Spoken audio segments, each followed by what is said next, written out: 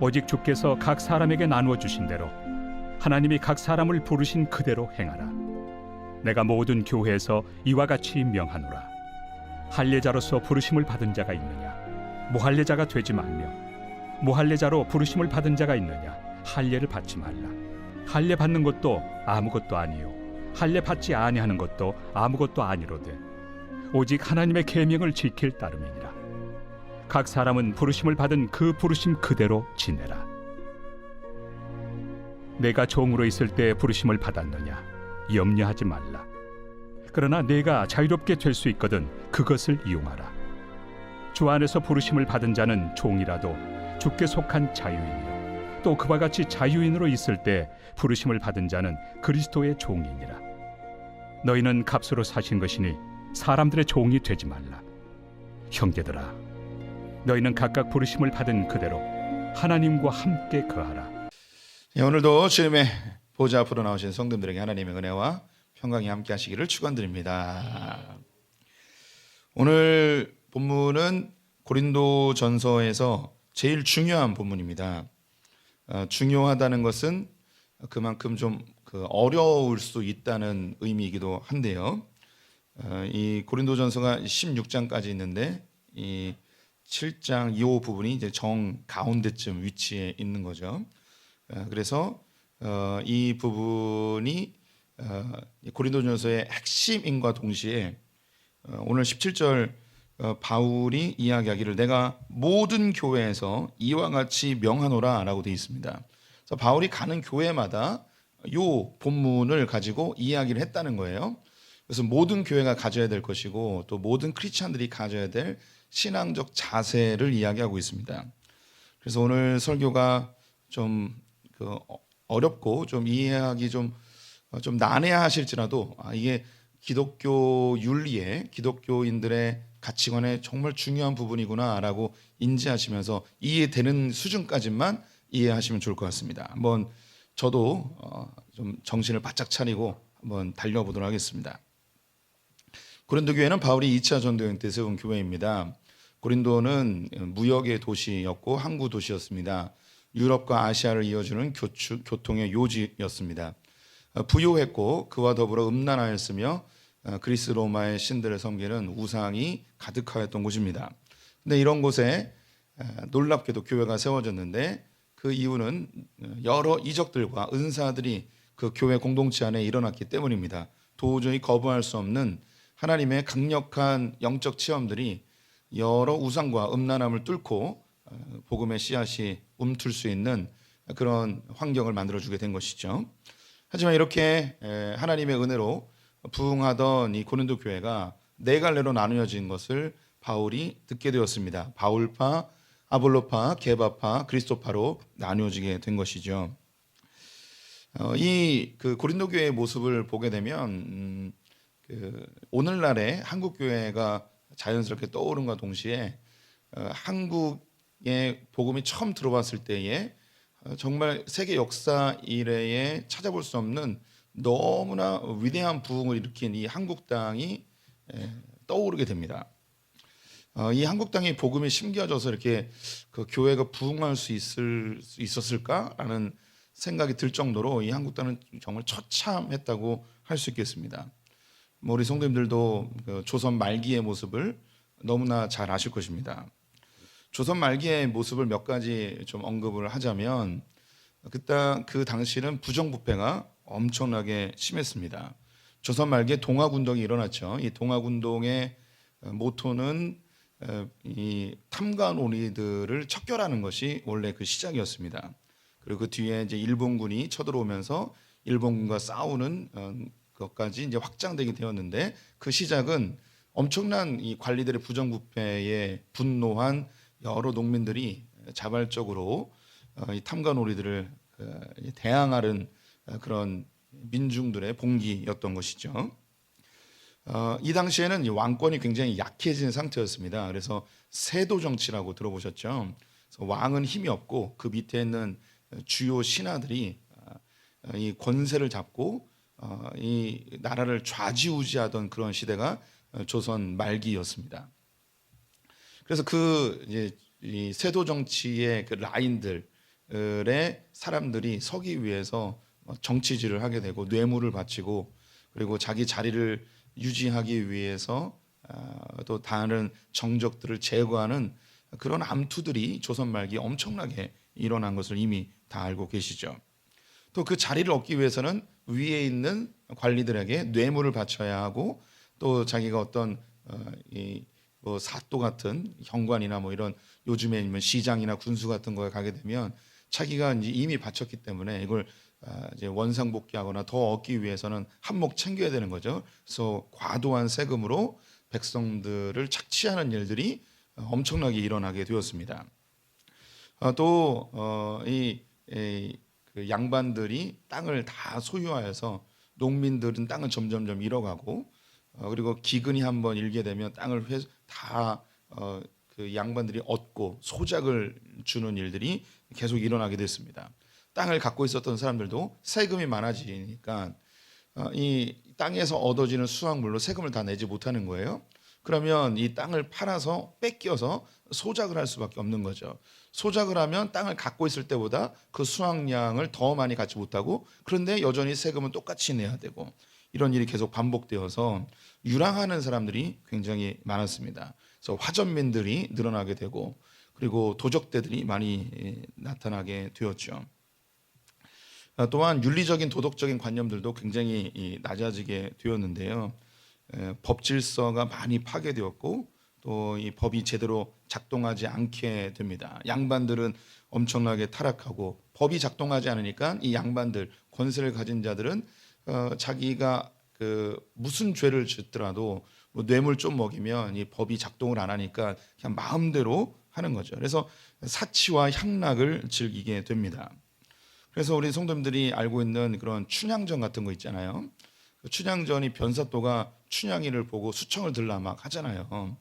근데 이게 그 우리는 그냥 그랬나 보다라고 하겠지만 우리로 이야기하면 인천시장이 그 동네에 예쁜 그 17살 되는 소녀를 보고 너 내 첩해라 하고 데리고 온 거예요. 너 첩 안 하면 내가 감옥에 쳐넣을 거야. 저는 그 한양 가신 지아비가 있습니다. 그러면서 저는 기다릴 겁니다. 이게 무슨 이 개똥 같은 소리 하면서 어서 수청을 들어라 하며 그 쑥대 머리 하면서 이렇게 막 이렇게 하면서 이렇게 하는 거 있잖아요. 성도님들 우리는 그냥 소설로 그냥 보는데 이게 오늘날로 그 적용해 본다면 이거 있을 수 없는 엄청난 일인 거죠. 근데 이 외에도 우리 뭐 드라마나 뭐 전설의 고향 같은 거 보게 되면 그런 현관 뭐 사또들이나 그 군수들이 오게 되면 그 동네에서 예쁘장한 그 처자들이 있거나 아낙네가 있으면 그냥 자기의 첩으로 데리고 오는 거예요. 그래서 그 남편에게 무슨 죄를 씌워서라도 그냥 곤장 때리고 고문해 가지고 그래서 죽여버려요. 그리고 그 아내를 자기의 첩으로 들이게 되죠. 그래서 그 당시 이제 조선 말기에 그 기록들을 보게 되면 그런 이제 군수 같은 관리들이 자기 이제 지방에 내려가는 거죠. 그리고 자기의 본가는 이제 한양에 있는 거고요. 그럼 거기서 이제 첩들을 얻습니다. 거기서 이제 그 살아요. 그리고 자기가 이제 그 나라에서 근무지가 옮겨지게 되죠. 한양으로 가거나 다른 곳으로 가면 이 첩들을 그냥 버려두고 그냥 가는 거예요. 이렇게 버려둔 자식들과 버려둔 아낙네들이 너무나 많았다는 기록이 있습니다. 그래서 이런 원래 이제 그 유교는요 한 남자와 한 여자가 결혼하게끔 되어 있어요. 그래서 일부 일처제예요. 그래서 우리가 이 조선 시대를 보게 되면 첩제도가 있었지 그 둘째 부인, 셋째 부인은 없었어요. 그래서 그 돈이 많고 힘 있는 사람들이 그 부인을 여럿을 둘 수 있지만 그 유교가 가지고 있는 한 남자와 한 여자 일부 일처제의 이 제도를 깰 수 없어서 첩을 많이 두게 된 것이죠. 그래서 첩의 아들들은 진짜 아들이 안 되는 거죠. 서자가 되는 거죠. 이 서자들은 엄청난 그 정서적인 고통을 당하면서 아버지를 아버지라 부르지 못하고 형을 형이라 부르지 못하는 그런 홍길동전이 나오게 되는 거예요.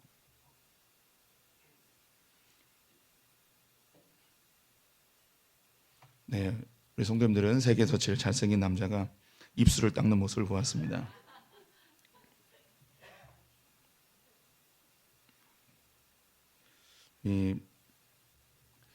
나이가 드니까요 입술도 잘 마르고요, 입술도 막 트고요, 얼굴은 잘생겨지고 뭐 이런 신기한 일들이 막 벌어지고 있습니다. 그래서 그 조선 말기에 그 양반들의 그 허상과 그들의 죄악성들을 드러낼 많은 그런 작품들이 있었는데, 그중에 유명한 사람이 김삿간이라는 사람이 있잖아요. 하늘을 보지 않고 삿간만 쓰고 그 전국 팔도를 돌아다니면서 그런 시를 짓고 뭐 그런 그 사람입니다. 김삿간 씨 지었던 시 한 구절을 제가 읽어보겠습니다. 위에는 덕없는 임금이요 아래에는 의리 없는 신하로다. 백성은 즐거운 일터가 없고 관리들은 청렴한 이름이 없구나. 바람과 서리가 온 땅에 가득한데 설 곳조차 없는 몸이라.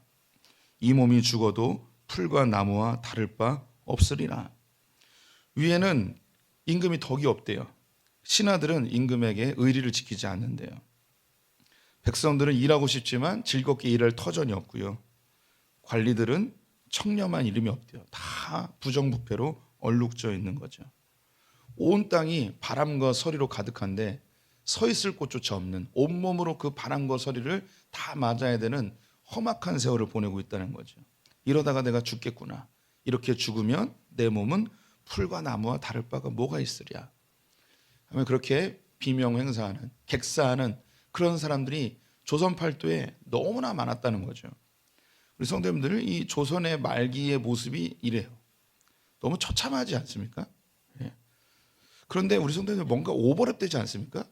우리가 살고 있는 요즘과 많이 비슷한 느낌이 들어요. 그래서 요즘 현대를 평가하는 그런 여러 평론가들이 한국의 요즘 상황을 보고서 또 외부적인 그 세계 열강들의 모습을 보면서 조선 말기의 모습과 매우 유사하다고 이야기를 합니다. 조선 말기에 청나라, 러시아, 영국, 프랑스, 미국, 일본들이 이 대한민국을 차지하려고 엄청나게 혈안이 돼 있었죠.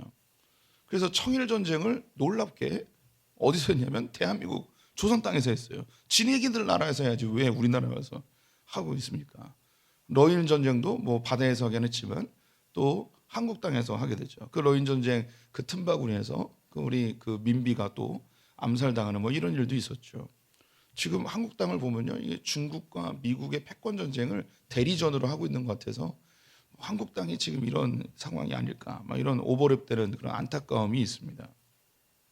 그런데 말입니다. 예. 그런데 이 조선 땅이 이렇게 바뀌어버렸습니다. 아무런 희망도 없고 소망도 없고 부정부패로 온갖 음란함이 가득했던 이 땅 가운데 놀랍게 이 대한민국이 서게 되었죠. 어떻게 이런 일이 벌어질 수 있었을까요? 고린도 교회에 많은 은사와 이적이 일어났듯이 대한민국에 우리 선교사님들이 이 땅에 들어와서 교회를 세우고 복음을 전파하자 교회들마다 놀라운 이적들이 일어나게 되었습니다. 꼭 이런 기적이나 영적인 은사들 뿐만 아니라 세계 기독교 역사에서 유례를 찾아볼 수 없는 그런 평양 대부흥이 1907년 일어나게 되었죠. 저 평양은요, 그 평양에 사는 사람의 90%가 예수를 믿었어요. 주일날이 되면 모든 상점들이 문을 닫았어요. 제가 미국 얘기 잘 안 하는데, 인도 얘기는 많이 해도 미국 얘기 잘 안 하잖아요. 미쿵 얘기 하나 해드릴게요. 제가 그 애인이 한 명 있어요. 아내 말고 박희광이라고. 그분이 이제 미국에 오신다고 해서 제가 그 LA로 한번 간 적이 있었고, 근데 그 다음에 또 저 그 인디애나폴리스라는 곳에 오신다는 거예요. 그래서 또 저는 비행기를 타고 애인을 만나러 갔죠. 애인이라니까 좀 굉장히 저속하네. 나의 사랑하는 동역자를 만나기 위해 갔습니다. 인디애나폴리스는 미국 정 가운데쯤 있어요. 이제 시카고 밑에쯤 있는데, 그때가 마침 이제 주일이었습니다. 주일이었는데 주일날 그 박희환 목사님하고 또 다른 선교사님 몇 분하고 밥을 먹으러 갔는데 식당이 없는 거예요. 식당이 왜 없냐? 모든 식당이 문을 닫은 거예요. 깜짝 놀랐어요. 와. 제가 뭐 이렇게 세보질 않았는데 그 인디애나폴리스는 인디애나주의 이제 주도거든요. 주도시. 근데 어떻게 이곳에 한 90%의 상점이 다 문을 닫은 것 같았어요. 야, 놀랍다. 진짜 놀랍다. 깜짝 놀라서 그래서 이제 프랜차이즈 뭐 맥도날드나 이런 데에서 밥을 먹게 되는데 너무 감동했습니다. 제가 그리고 이제 한번 얘기했던 것 같은데 논산에 갔었어요. 논산에 설교하러 갔었는데 논산에 설교를 하고 이제 저녁을 이제 오후 예배 때 설교를 하고 강사 접대를 한다고 저를 데리고 저녁 먹으러 간 거예요. 그런데 이제 그 교회는 논산 시내에 있었는데 밥을 먹으러 가는데 차를 타고 거의 1시간을 가는 거예요. 아니 밥을 먹으러 가는데 뭐 이렇게 멀리 가나. 그래서 20분 30분 가도 밥 먹을 때가 안 나타나니까 왜 이렇게 멀리 가냐고 했더니 목사님이 놀라운 얘기를 해주셨어요. 군산은요 전 세계에서 인구 대비 교회가 제일 많은 도시예요. 성도들이 거의 60%가 교회를 다녀요. 그래서 주일날이 되면 논산에 있는 거의 대부분의 음식점과 상점들이 문을 닫아요. 교회를 다녀서. 그래서 주일날 강사 접대를 하려면 교회 안 다니는 집에 찾아가야 되는 거예요. 그래서 한국에도 제가 이제 인디애나폴리스를 경험하고 논산을 보면서 와 대단하다. 이제 한국에 아직도 이런 곳이 있다니 뭐 이런 생각이 들었습니다. 근데 이 평양 대부흥 이후에 평양 시민의 90%가 예수를 믿어서 주일날 다 문을 닫는 그런 엄청난 일이 벌어지게 된 거죠. 가는 곳마다 이적이 일어나고 병든 자들이 낫게 되고 귀신이 쫓겨나고 이런 역사들은 우리가 뭐 70년대 80년대까지도 계속 한국 교회에 유지되고 있었죠.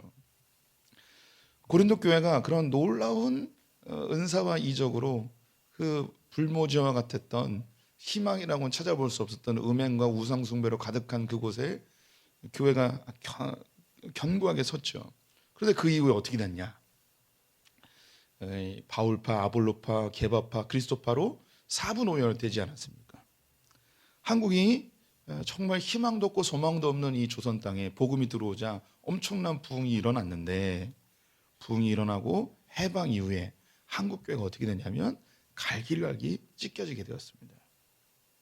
우리나라에 기독교 교단이 몇 개가 있냐면요 374개가 있습니다.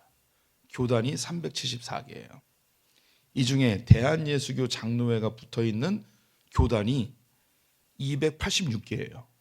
예, 대한예수교 장로회인데 다 다른 거죠. 286개.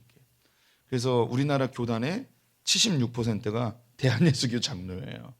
근데 우리는 대한예수교 장로회 이제 합동 측이긴 한데, 근데 뭐 다 뭐 이름이 비슷하니까 그 교파를 뭐 구분하기도 쉽지 않지만 그만큼 한국 교회는 다 갈기갈기 찢겨졌어요. 정치적인 이유, 신학적 이유, 혹은 뭐 권력 다툼의 이유, 여러 이유들로 그게 다 갈기갈기 찢겨졌습니다.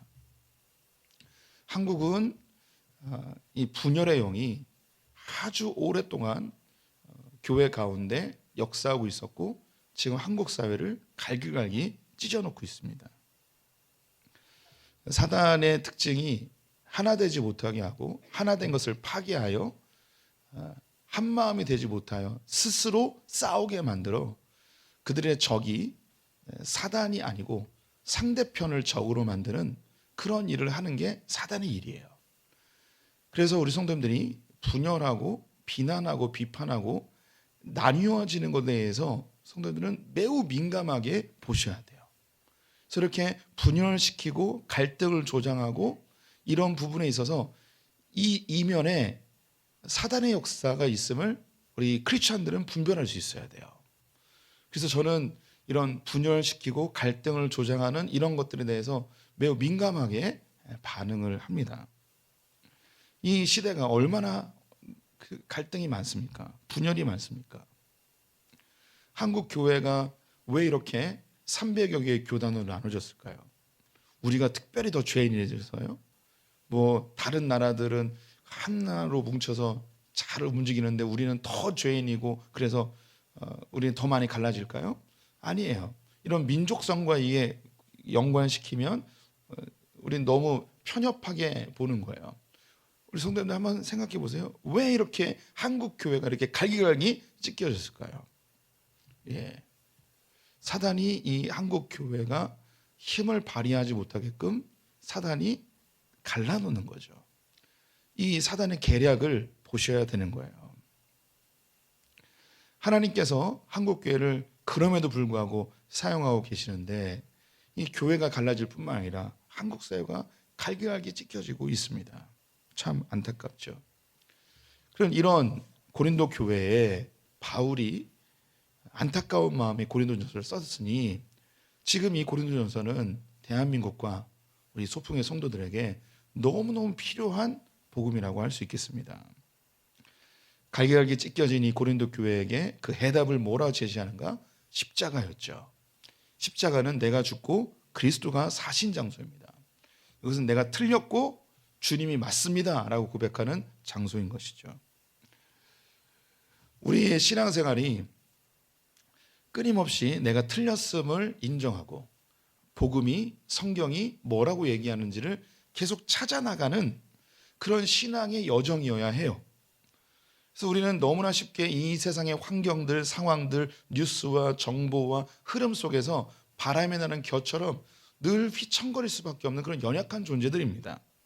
그냥 사람은 말 한마디에도 그 심령이 너무나 연약해서 쓰러지기 쉬운 게 인간이에요. 그래서 우리는 늘 자기를 하나님의 말씀 앞에 점검하면서 아예 확증을 하고 나는 틀렸습니다 주님, 주님의 말씀으로 다시 점검하겠습니다. 이 작업이 계속 일어나야 되는 거죠. 그래서 바울이 고백하잖아요. 나는 날마다 죽노라. 그래서 우리 성도님들이 저를 비롯해서 우리가 틀렸고 날마다 죽어서 다시 예수 그리스도의 기준으로 살아가야 되는 거죠. 우리 성도님들 그 영화 중에 타임 루프와 관련된 영화들이 있어요. 그게 뭐냐면 시간이 계속 반복되는 거예요. 아침에 깼는데 똑같은 날인 거죠. 또 아침에 깼는데 또 똑같은 날이고 이게 계속 반복되는 거예요. 우리 크리스찬들은 그런 삶을 살아야 돼요. 아침에 일어나서 난 죽었다. 난 다시 태어났다. 그리고 그 다음날 죽으면 난 죽었다. 다시 태어났다. 이걸 계속 반복해야 되는 거죠. 바울은 교회 내에 세 종류의 사람이 있다고 얘기해요. 하나는 육에 속한 사람. 이 사람은 교회를 다니고 있지만 그리스도인이라고 하기에는 좀 부족한 사람들이에요. 그런 이런저런 다른 이유들로 교회를 다니는 거죠. 두 번째는 신령한 자, 성령에 충만한 자이죠. 이 사람은 이 세상에 있는 모든 것들을 해석할 수 있는 성령이 충만한 사람이에요. 하지만 이 사람이 살아가는 행보는 이 세상 사람들이 감당치도 못하고 해석하지도 못하는 이 세상에 속하지 않은 사람들인 거죠. 저는 우리 소풍교회 성도님들이 다 이런 신령한 분들임을 저는 확신을 합니다. 아니었군요. 죄송합니다. 제가 착각했네요. 이런 순간에 저는 다시금 고백해 봅니다. 나는 틀렸다. 예. 세 번째는 육에 속한 그리스도인이에요. 교회를 다니고 열심히 있고 훌륭하지만 그는 여전히 육신에 속해서 성령의 생각이 아니라 사람의 생각으로 신앙생활을 하는 거죠. 이 사람들이 바로 교회에 문제를 일으키는 거예요. 육에 속한 사람의 특징은 바로 교만함입니다. 이 교만함은 내가 맞다라는 거죠. 내가 맞다고 생각하면 저 사람은 틀린 거예요. 근데 성경은 내가 틀렸고 주님이 맞다예요. 나도 틀리고 저 사람도 틀린 거예요. 누가 맞는 거냐면 주님만이 맞는 거죠. 그래서 이것이 교회 안에서 계속 일어나야 돼요. 우리가 이제 BBC를 하게 되는데요. BBC를 하게 되면 하나님의 음성 듣는 훈련을 합니다. 이 하나님의 음성 듣는 훈련은 전도 여행에서 아주 그 꽃을 만발하게 되는데요. 전도 여행을 갈 때에 전도 여행을 갈 곳을 교회에서 정해주지 않아요. 전도팀이 기도하면서 정하죠. 이때에 뭐 개인적으로 어딜 가고 싶기도 하고 또 아는 목회자도 있고 내 고향도 있고 내가 선호하는 지역도 있고 뭐 이런 여러 가지 자기 안에 기준들이 있어요. 근데 이것을 다 내려놓고 성령님께서 이 공동체 안에 뭘 원하시는지 그것을 기도하면서 찾는 거죠. 그래서 이 기반이 뭐냐면 내 생각은 주님 내려놓습니다. 내려놓는다는 게 틀렸다는 거죠. 포기하는 거예요. 그리고 주님이 알려주신 대로 우리가 한번 그 발길을 인도함을 받겠습니다. 그래서 이 BBC 할 때 전도여행 떠나기 전까지는 뭐만 정하냐면 갈 동네만 정해요. 지역만. 그리고 그곳으로 무작정 갑니다. 그리고 그곳에 도착하면 하나님께 다시 묻습니다. 우리는 돈도 있을 수 있고 아는 지인이 있을 수도 있고 또 아는 교회가 있을 수도 있어요. 어디서 잠을 잘 것인가, 어디에 우리의 몸을 의탁할 것인가, 이걸 우리가 정하지 않고 다시 기도하면서 하나님이 인도하시는 대로 가보는 거예요. 이 전도 여행의 그 훈련을 왜 하냐면 내가 틀렸고 주님이 맞습니다. 근데 여기서 전제가 뭐냐? 나는 틀렸고 저 사람이 맞고가 아니고, 내가 맞고 저 사람이 틀렸고가 아니고, 나도 틀리고 너도 틀리고 다 틀리고 주님만이 맞습니다 라고 가는 거죠. 그래서 공동체가 기도해야 되는 중요한 이유가 뭐냐? 나도 틀리고 저 사람도 틀렸으니 오직 지혜의 근원이신 주님이 말씀해 주십시오. 그 시간이 바로 기도하는 시간이에요. 그래서 교회는요, 반드시 공동체로 기도해야 돼요. 함께 기도하는 시간을 반드시 가져야 돼요. 이 금요일 그 기도회를 요즘 그 한국 교회에 금요 기도를 없앤 교회들 많이 있어요. 저는 목회할 동안 절대 금요 기도를 없애지 않을 겁니다. 왜냐하면 이 금요 기도회는요, 내가 틀렸음을 인정하고 주님이 뭐라고 말씀하시는지를 듣고 그것을 성령에 의지하여서 기도하는 시간이기 때문입니다. 그래서 바울이 구체적인 케이스들을 이야기하면서 우리가 틀렸고 우리의 생각이 옳지 않고 주님의 생각으로 나를 바꿔가는 그 훈련의 여정이 신앙생활임을 보여줍니다. 그래서 첫 번째로 음행에 대한 것, 그 시대가 음행을 바라보는 것, 공동체가 음행을 바라보는 것을 제일 먼저 얘기했어요. 두 번째는 성도 간의 소송에 대해서 이야기하죠. 그 당시 사람들은 손해보면 참지 못하고 무조건 소송하는 로마의 법이 아주 유행했던 그곳에서 법을 이용해서 소송을 하는 거죠. 그래서 로마 법이 얼마나 유명했냐면, 우리 성도님들 다 아는 속담 있잖아요. 로마에 가면 로마법을 따르라고. 왜 이런 속담이 나왔냐면 로마를 버티게 해줬던 게 법이었기 때문입니다. 그래서 송사가 너무 자주 일어나는 거죠. 그렇게 바보처럼 하지 말고 소송해 고소해 하면서 하는 거죠. 그런데 성도들은 그러면 안 된다는 거예요. 그런 하나님의 기준들을 제시합니다. 또 세 번째는 이제 음행, 개인적인 음행, 성적인 것을 자유롭게 누리는 사람과 육체의 금욕을 추구하는 사람, 이거 다 옳지 않다. 하나님이 정하신 결혼의 테두리 안에서 이 하나님 주신 그 고귀한 선물을 충만히 누리는 것을 이야기하고 있습니다. 그리고 지난 시간에 본 게 결혼과 이혼과 독신에 대한 이야기를 나누었죠. 그래서 우리 성도님들이 결혼과 독신이 있어요. 성도님들의 생각은 어떠십니까? 지난 시간에 질문했던 거 지난데, 결혼이 좋은 걸까요? 독신이 좋은 걸까요? 우리 성도님들의 자녀들이 결혼하여 사는 게 좋으십니까? 독신으로 사는 게 좋으십니까? 네. 이 시대적 상황, 우리 이제 기성세대들은 결혼은 당연히 해야 되는 거고, 결혼이 좋은 거고, 사람이 태어났으면 결혼을 해야지라는 이야기를 하고, 이런 생각을 하죠. 그리고 사회적인 관점이 독신으로 살면, 결혼을 안 하면 뭔가 문제가 있고 뭔가 성격적으로 하자가 있어서 결혼을 못한다는 그런 선입견을 가지고 바라보는 이건 옳지 않은 거예요, 성경적으로. 근데 우리는 이 사회적 문화 속에서 이게 우리의 가치관이 돼버린 거죠. 독신은 나쁜 것, 결혼은 좋은 것. 근데 바울이 뭐라 이야기하는가? 결혼도 좋은 점이 있고 단점이 있고, 독신도 장점이 있고 단점이 있고. 그런데 어떻게 살아야 되는가? 오늘 읽었던 17절 말씀, 오직 주께서 각 사람에게 나눠주신 대로 하나님이 각 사람을 부르신 그대로 행하라. 우리는 부르심대로 사는 거예요. 나를 결혼이라는 울타리 안에서 부르셨다면 그대로 사는 거예요. 나를 하나님께서 이런저런 이유로 독신으로 부르셨다면 나는 그 독신의 삶을 사는 거죠. 그 삶의 환경 속에서 하나님을 닮아가는 여정이지, 결혼을 했다고 주님을 더 닮아가고 독신은 주님을 더 못 닮아가고, 이게 아니죠. 반대로 결혼하면 자식을 키우고 돈 벌어서 처자식들 먹여 살려야 되니까 신앙이 떨어지니까 독신으로 살아야지, 그것도 아닌 거죠. 결혼을 통해서 하나님을 닮아가고 독신을 통해서 하나님을 닮아가는 겁니다. 또 결혼은 음행을 예방할 수 있고 육체의 정욕을 제어할 수 있는 좋은 울타리가 되어지는 거죠. 또 그 욕구를 해결하고 즐거움을 누릴 수 있는 장소가 되는 겁니다. 독신은 평생의 주님과 결혼하여서 주님과 전적으로 친밀해지고 모든 친밀한 인간관계보다 주님과 더 가까이 할 수 있는 놀라운 장점이 있는 거죠. 그래서 자기의 부르심대로 사는 거예요. 우리 성도님이 결혼을 부르셨다면 결혼을 통해서 하나님을 더 알아가고 닮아가는 과정으로 삼아야 되는 거고, 독신으로 부름을 받았다면, 이런저런 이유로 혼자 살게 되었다면 그 상황을 통해서 주님과 더 가까워져야 되는 부르심으로 받은 거지, 뭐가 더 좋고 뭐가 더 나쁘고 이게 아니라는 겁니다.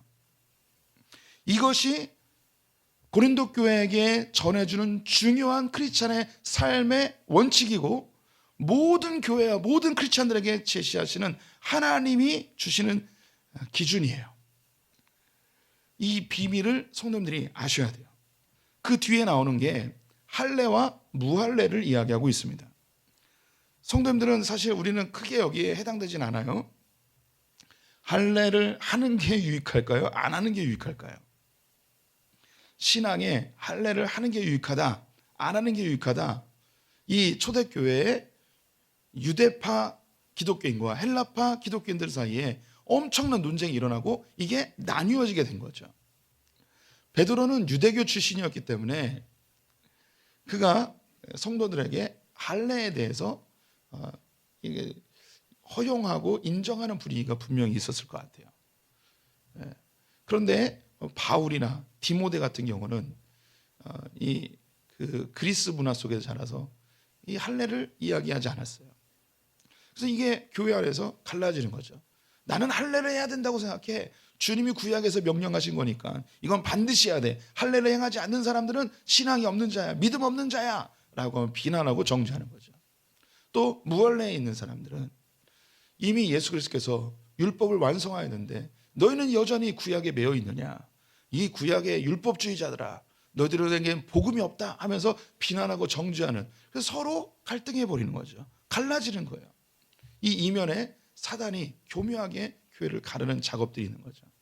이때에 바울이 뭐라 이야기하는가, 우리 성도님들 19절 말씀 한번 같이 읽어봤으면 좋겠는데요. 19절 20절 같이 읽습니다.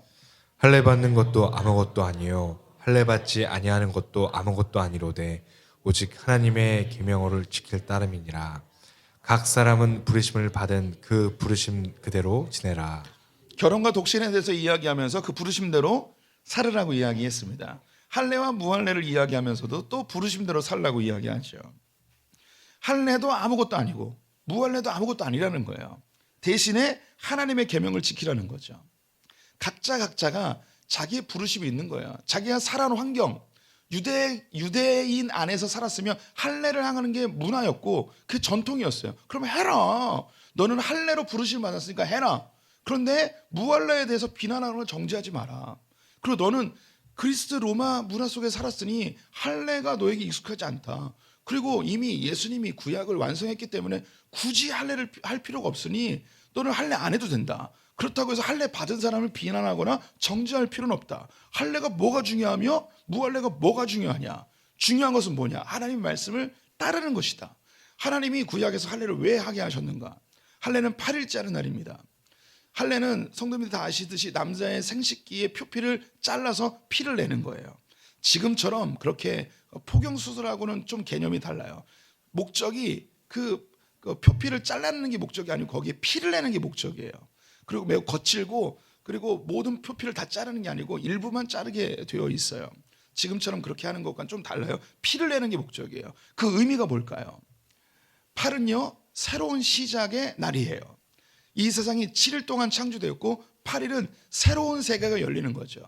유대인들은 아기가 태어나면 8일째 되는 날 할례를 행해야 하는데 그 의미가 뭐냐면 너의 옛사람은 죽었고 이제 네가 예수 그리스도 하나님으로 인해서 새로운 생명을 얻었으니 하늘의 법을 따라 살으라는 거예요. 하나님의 말씀대로 살으라는 거죠. 할례를 받으면 그것으로 구원받는 확증이 아니라 네가 이제 이 땅에 속한 자가 아니고 하나님께 속한 자이니 하나님의 법대로 하나님의 질서대로 살으라는 거예요. 그게 핵심인 거죠. 예수 그리스도께서 오심으로 이 할례는 이미 완성되었고 이것을 이어서 확장되어 세례라는 걸 받게 됩니다. 세례를 받은 사람들은 할례를 받을 필요가 없죠. 그러면 세례를 받으면 다 구원받느냐? 그게 아니죠. 세례 역시 증거일 뿐이에요. 표징일 뿐이죠. 세례의 의미를 다 아실 거예요. 물속에 잠기었다가 일어남으로 옛사람이 죽고 새로운 사람이 됐다는 거예요. 새로운 사람이 됐다는 것은 이 땅에 속한 우리가 죽었으니 하늘에 속한 자이니 하나님의 말씀과 하나님의 질서대로 살아나는 거예요. 이게 핵심이지, 할례를 받았느니 안 받았느니, 세례를 받았는지 안 받았느니, 침례가 좋으니 세례가 좋으니, 이게 무슨 의미가 있냐는 거죠. 그냥 부르심대로, 침례교에서 자란 사람은 침례 받으면 되는 거고, 장로교에서 자란 사람은 세례 받으면 되는 거고, 침례교에서 자란 사람은 유아세례 안 받으면 되는 거고, 장로교에서 자란 사람은 유아세례 받으면 되는 거고. 그래서 야, 니놈들 유아세례도 안 주니까 너네는 나쁜 놈들이야, 이렇게 하면 안 되고, 아니 진짜 세례는 침례지, 저렇게 물 조금 하는 게 저렇게 해서 죄가 씻기겠어? 물속에 확 잠겨가지고 정말 죽음을 체험해 봐야지. 그래서 이 세례를 주는 놈들, 나쁜 놈들, 이렇게 하는 게 아니라는 거죠. 부르심대로 자기가 자라난 환경과 상황대로 그렇게 하나님 말씀 이루어가며 살아가는 게 크리스천의 삶이라는 거예요. 그 뒤에 또 한 가지 예를 듭니다. 종과 자유인에 대해서 이야기를 하고 있습니다. 어떤 크리스천들은 종의 신분에서 예수를 믿는 사람이 있어요. 어떤 사람은 자유인의 신분에서 예수를 믿는 거죠. 교회 안에서 이런 일들이 실제로 일어나게 됐는데, 조선 땅에서도 마찬가지고요. 주인님이 예수를 믿었어요. 그런데 그 집에 하인도 예수를 믿은 거예요. 그럼 교회 가면 어떻게 되냐면 형제가 되잖아요, 형제가. 그래서 갈등이 일어나는 거예요. 이게 이제 고린도 교회 안에 뒤에 이제 또 나오죠. 한국 초대교회사에도 이런 일들이 있어요. 양반, 주인마님이 예수를 믿었어요. 그런데 그 집에 종놈도 예수를 믿었어요. 그러면 교회 가면 똑같은 성도인 거예요. 이미 뭐 아시는 분들 있을 텐데, 제가 지금 갑자기 생각나서 이름이 생각이 안 나는데, 무슨 장로님이 계세요. 이분이 원래 신분이 상놈이에요. 노비예요. 그런데 장로 투표를 했는데 노비하고 그 집 이 주인하고 같이 후보가 된 거예요. 누가 됐냐면 종이 된 거예요. 종이 된 거예요. 그래서 이 교회가 웅성웅성 된 거죠. 저 주인이 그 자기 종에게 교회 와가지고 장로님 할 수 있겠냐. 그런데 이 주인 어른도 신앙이 성숙해서 목사님한테 하나님이 세우신 장로님이신데 제가 장로님으로 모셔야지 하면서 아주 훈훈한 그런 한국 초대교회사의 아주 유명한 장면입니다. 그런데 이 오늘 본문 말씀 같이 읽어봤으면 좋겠는데요. 우리 21절, 22절 같이 읽어보도록 하겠습니다. 내가 종으로 있을 때 부르심을 받았느냐? 염려하지 말라. 그러나 내가 자유롭게 될 수 있거든 그것을 이용하라. 주 안에서 부르심을 받은 자는 종이라도 주께 속한 자유인이요, 또 그와 같이 자유인으로 있을 때에 부르심을 받은 자는 그리스도의 종이니라. 네가 종의 위치에서 부름을 받았다면 그 위치에 맞게끔 그냥 살면 된다는 거예요. 자유를 얻을 수 있는 허용이 되었다면 그 자유도 누려보라는 거예요. 그런데 기억하라는 거죠. 내가 종으로 부름받았는데 하나님, 내가 언제까지 종으로 살아야 됩니까? 나에게도 자유를 주십시오. 그리고 자기 상전에게 너나 나나 다 주님 안에서 형제인데 맘먹으려고 하고 뭐 이런 상황이 벌어지지 않겠습니까? 또 상전들은 자기 종이 같은 성도가 돼서 기분 나쁘다고 저랑 멀리하고 밥도 같이 안 먹고 막 이런 일이 벌어지면 교회가 이제 분열하게 되는 거죠. 계급으로, 신분으로 분열하게 되는 거예요. 그때 뭐라 이야기하는가 바울이? 종들이여, 네가 신분이 종이지만 너는 주님 안에서 자유인이다. 더불어 자유인들이여, 너는 그리스도 안에서 이미 종이다.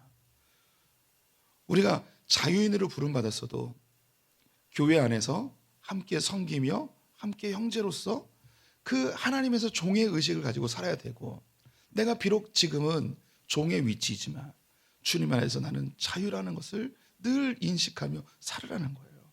얼마나 멋진 모습입니까? 신분에 관계없이, 처지에 관계없이 살아가는 거죠.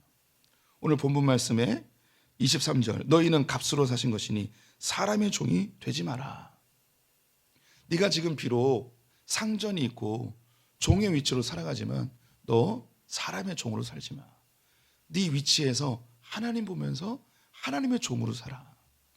네가 비록 멸시를 받거나 혹은 인간적 대접을 받지 못할지라도 너는 이미 하나님께서 선택하신 존귀한 자녀야.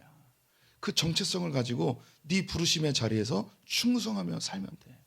네가 지금 상전의 명령을 받으면서 일하는 것 같지만 너 인간의 종이 되지 마. 그리스도의 종으로 살아. 이 일이 주님께서 내게 맡기신 일이라고 생각하고 그렇게 살아나는 거죠.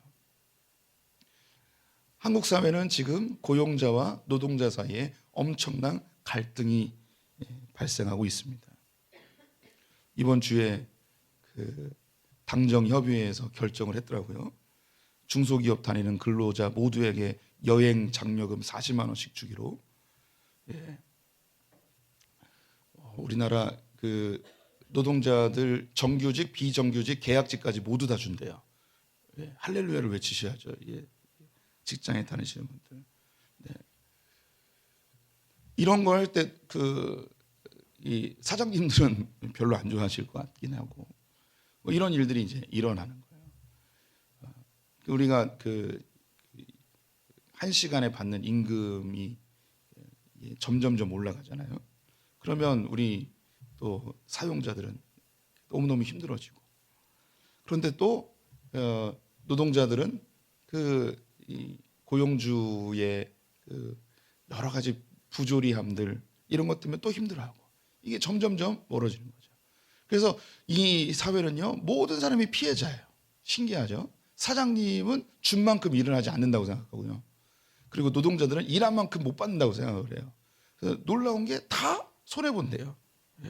신기하지 않습니까? 이런 생각을 누가 심어주는 걸까요? 이 세상에 이렇게 심어주고 있어요. 근데 크리스찬들은 다르게 살으라는 거예요. 우리는 사람의 종이 아니고 모든 우리 직장 다니시는 분들이요. 우리는 사람의 종이 아닙니다. 하나님의 종으로 살아가는 거예요. 그 자리가 부르심의 자리라는 거죠. 사장님들이요. 내가 손해본다는 생각하지 마시고 내가 그 자리에서 부르심대로 하나님의 사역을 하고 있다는 생각을 가져야 되는 거예요. 우리 성도님들이 이 놀라운 비밀을 마음에 간직하셔야 돼요.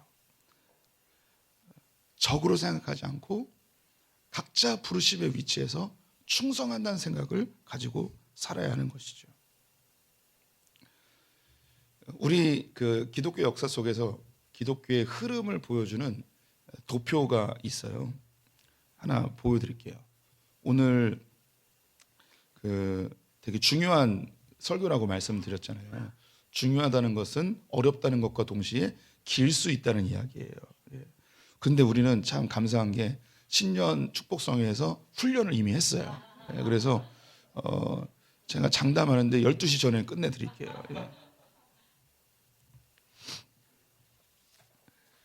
이 표를 보면 4개의 사방으로 이루어져 있는데 오른쪽부터 보여드릴게요. 잘 보이실지 모르겠는데 두 왕국 이론이라는 거예요. 이건 그 루터와 우리 그 장로교가 포함되어 있는 개혁주의 장로교에서 이것을 따라요.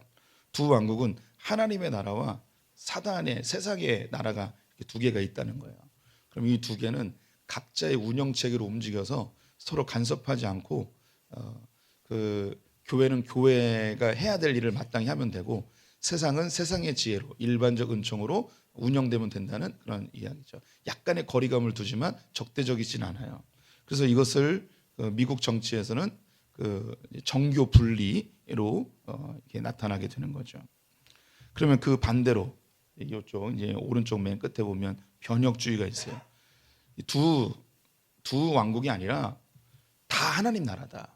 그래서 하나님의 질서로 이 세상도 다 다스려야 된다라고 하는 사람들이에요. 이 사람들이 이제 신칼빈주의라고 개혁주의에서 이제 개혁주의를 좀 새롭게 하자 하면서 두 왕국이 아니라 하나의 하나님 나라를 만들어야 된다라는 겁니다. 네덜란드의 아브라함 카이퍼라는 사람이 네덜란드의 총리가 됐었는데 그 사람이 이 변혁주의로 네덜란드를 하나님의 통치하는 나라로 만들어야겠다라는 생각으로 그렇게 했었죠. 또 이 위쪽에 이제 적절성 모델이라고 하는데요.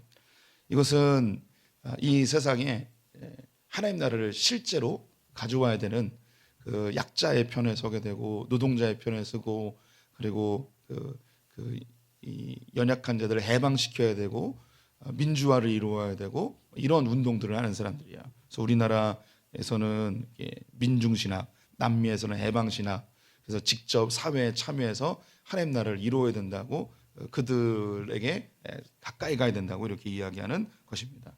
그 반대편에 뭐가 있냐면 반문화주의라는 게 있어요. 이것은 세상에 직접 들어가서 세상 사람들과 함께 세상을 바꾸는 일, 그건 의미가 없다. 우리는 우리끼리 살아야 된다 하면서 분리주의라고도 하는데요. 그래서 이 세상의 문화는 다 악하니까 우리는 따로 살아야 된다라는 거예요. 그래서 뭐 그 미국의 아미쉬나 수도원 운동 등이 여기에 해당이 돼요. 그런데 이게 참 웃긴 게 뭐냐면 서로 욕을 해요. 그래서 두 왕국 사람들은 세상에 하나님 나라를 이루어야 된다는 이거는 어리석은 생각이다. 무슨 소리냐? 이 세상에 하나님 나라를 만들어야지, 하나님 왕국을 만들어야지. 너희들처럼 사회 참여 안 하고 하면 되겠냐? 하고 이렇게 비난하고, 또 민중운동하는 사람들은 저 약자들의 편에 서야지 하면서 너희들처럼 그 이원론적으로 교회 안에만 처박혀가지고 그렇게 기도만 하고 한다고 세상이 뭐 바뀌겠냐? 천국만 바라본다고 뭐 세상이 바뀌겠냐? 하면서 서로 그렇게 욕을 하는 거예요. 우리 성도님들이 한번 생각해 보세요. 자신이 어디에 속해 있는지. 근데 이것은요 또 그 시대에 맞추어서 그런 흐름이 또 있어요. 로마의 핍박을 당하거나 우리 한국 땅의 초대교회 그런 국가적인 핍박이 있었을 때는 교회가 사회 참여를 할 수도 없죠. 사회 봉사할 수도 없어요. 신앙을 지키는 것만으로도 너무나 버겁고 그리고 좀 분리해서 안전하게 살아가야 될 필요도 있었어요. 또 한국 사회에서 그 민주화 운동 때 교회가 직접적으로 참여해서 사람들과 함께 계몽 운동도 하고 노동자 운동도 하고 뭐 이런 시대도 있었습니다. 또 이 나라의 교회가 엄청나게 부흥했을 때는 이 땅에 푸르고 푸른 그리스도의 계절이 오게 하자 이야기하면서 이 땅 대한민국을 주님께 바치자 하며 이 나라를 하나님의 나라로 만드는, 그래서 막 기독당도 만들고 목사님을 국정 강요로 채용하기도 하고 막 이런 그런 운동들도 있습니다. 또 한편에서는 교회와 세상 정치는 좀 거리를 둬야 돼. 괜히 가까이 했다가는 서로 똥물만 튀기고 이 교회가 정치화되면 절대 안 돼 하면서 두 왕국으로 이렇게 흘러가는 때도 있습니다. 지금 우리나라가 어디에 있는지는 정확히 잘 모르겠어요. 그런데 제가 개인적으로 느끼는 것은 주님이 오시는 때가 가까울수록 우리는 세상과 점점점 더 분리되어질 것 같아요. 그래서 우리의 신앙을 지키는 것도 어렵고 우리의 후손들에게 신앙을 물려주는 것도 어려운 시대가 올 것 같다는 생각이 들어요. 그래서 제가 먼 훗날의 이야기인데 제가 소풍교회를 마감하게 되면 제가 하고 싶은 그런 공동체는 이런 그 반문화주의적인 그런 분리주의적인 수도원적인 교회를 하고 싶은 마음이 있어요. 그 안에서 세상과는 약간은 거리를 두고 집중적으로 신앙을 물려주는 그런 공동체를 만들고 싶은 마음이 있어요. 혹시 끌리는 분이 있으면 저를 따라오시면 될 거예요. 이름도 정해놨어요. 마당교회라고. 전 다음 교회는 마당교회예요. 그러면 주보에다가 마당교회, 담임 목사라고 안 쓰고 마당쇠 김창현 이렇게 얘기해요. 그때가 언제인지 모르겠고 안 될 수도 있어요. 그냥 그런 생각을 한다는 거죠. 그런데 이제 이 도표에 나와 있는 것처럼 그러면 이렇게 나처럼 행동하지 않고 나와 같은 신앙을 가지고 있지 않은 사람은 손가락질하고 나의 적이고 저 사람은 신앙이 엉망이고 저 사람은 구원 못 받고 이렇게 돼서는 안 되는 거죠. 그들의 부르심이 있는 거예요. 두 왕국으로 부르심을 받을 수도 있고 수도원적인 신앙에 부르심을 받을 수도 있고 사회에 깊숙이 들어가서 사회를 변혁시키는 그리고 하나님 나라를 이루는 그런 부르심이 있을 수도 있고 노동자의 편에 이주민들의 편에 혹은 탈북자의 그 부르심으로 살아가는 사람이 있는 거죠. 각자의 부르심대로 살아가는 거예요. 이제 민감한 얘기. 우파가 맞을까요? 좌파가 맞을까요? 네. 광화문이 맞을까요? 여의도가 맞을까요? 뭐가 맞을까요? 탄핵이 맞을까요? 탄핵 반대가 맞을까요? 우리 성도님들이 오늘 바울이 이야기하는 것을 그대로 반영하십시오. 어떻게 하면 되겠습니까? 부르심대로 하는 거예요. 부르심대로. 내 정서가 진보적인 성향과 좌파의 가치관이 더 맞다고 하면 그 부르심대로 하는 거예요. 그 부르심 안에서 하나님을 닮아가는 거죠. 여기 크리스찬들의 목적이 내가 좌파적 성향이 있어요. 진보적 성향이 있어요. 그러면 이 이념을 이루는 게 목적이 아니라 이런 성향 속에서 하나님의 나라를 이루어가는 거죠. 하나님을 닮아가고 주의 말씀을 실천하는 게 목적이지 이 이념을 이루는 건 우리의 목적이 아닌 거예요. 우리 가운데는 우파적 성향이 있고 그리고 보수적인 성향이 있는 분들이 있어요. 그러면 이념을 이루는 게 아니라 이 우파적인 이념과 이파적인 문화 속에서 하나님을 닮아가고 하나님 나라를 만드는 게 목적이지 이 이념을 이루는 건 절대 목적이 아니에요. 우리 성도님들은 이 나라가 공산주의가 될까 봐 걱정하는 분들이 있을 수 있어요. 공산주의가 돼도 크리스찬은 크리스찬이에요. 우리 성도님들이 더 발전된 민주주의가 소망되는 분들이 있을 거예요. 민주주의가 발전되면 우리의 신앙이 더 좋아질까요? 아무 상관없어요. 우리가 민주주의에 살든 공산주의에 살든 독재에 살든 전체주의에 살든 무정부주의에 살든 관계없이 크리스찬은 그냥 크리스찬이에요. 어느 환경과 어느 상황에 있던 우리의 목적은 예수를 닮아가는 거고 하나님의 말씀대로 사는 거지 그 환경과 문화와 그것은 우리에게 아무 상관이 없어요. 어떤 환경이 내게 더 좋고 더 나쁘고 없어요. 우리 성도님들 부자일 때 예수를 잘 믿을 것 같아요? 가난할 때 예수를 잘 믿을 것 같아요? 직감적으로 가난할 때 웃기지 마세요. 우리 교회 성도님들 주일날 일하는 분들도 있어요. 나오고 싶어도 못 나와요. 가난하면 예수 잘 믿는다고요? 아니에요. 우리가 그 가난할 때 일을 안 해서 교회 나올 수 있었던 거죠. 지금은 가난한 사람이 더 예수 믿기 어려워요. 그럼 부자들은 예수 믿기 쉬울까요? 부자들이 교회라는 건 진짜 어려워요. 우리 성도님들 중에 부자 좀 칭찬합니다. 이 금요일날 왜 여기 나와 있어요? 월급 500만 원 이상 받는 분들 다 부자예요. 아닌가? 아예 1000만 원. 1000만 원 받으면 왜 여기 나와 있어요? 주일에 왜 나와 있어요? 놀러 다녀야죠. 그런데 주님 닮아가는 그 얼마나 위대합니까? 네. 정말 대단한 거죠. 그게 중요한 게 아니라는 거예요.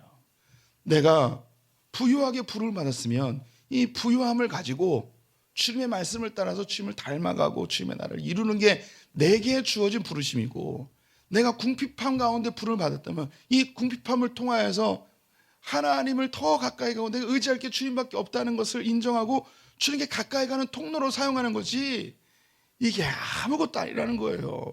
종으로 부름받았던 자유인으로 부름받았던 할례자든 무할례자든 좌파이든 우파이든 부자이든 가난한 자이든 남자이든 여자이든 노인이든 어린아이든 관계없이 자기의 부르심의 자리에서 하나님을 닮아가는 게 우리의 목적이에요. 아시는 분도 계실 텐데 중국이 모태동에 의해서 공산화가 됐을 때 서구 사회의 교회들은 저 중국에 있는 교회들이 다 불태워지고 성경책이 다 불태워졌으니 성도 교회가 다 없어질 거라고 생각을 했어요.